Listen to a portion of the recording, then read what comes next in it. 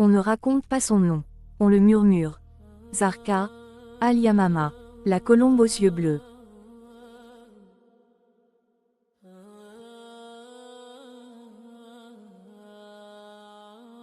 Plateau du Negd, Arabie pré-islamique. Fille d'un chef de la tribu Tassem. Pupille azur. Un don maudit, voir à des kilomètres ce que nul mortel ne pouvait percevoir. Une vigie humaine. Un oracle vivant.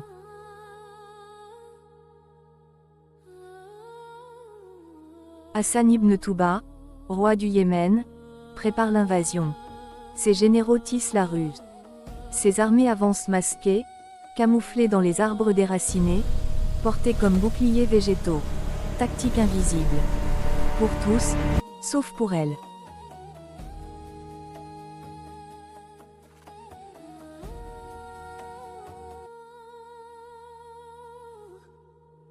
Elle voit à des kilomètres, elle perçoit l'impossible.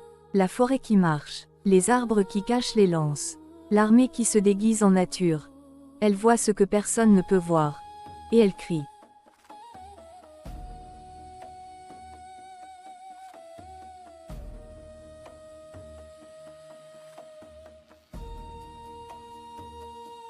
Elle alerte sa tribu, elle hurle la vérité, elle sauve son peuple. Mais voir n'est pas survivre.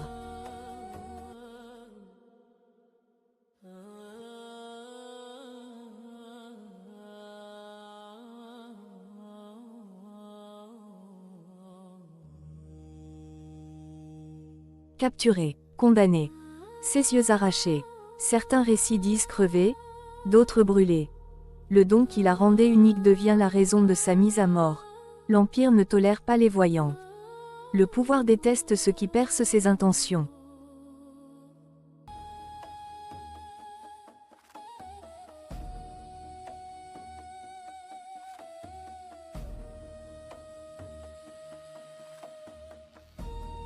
Et pourtant, la région prend son nom, Al-Yamama.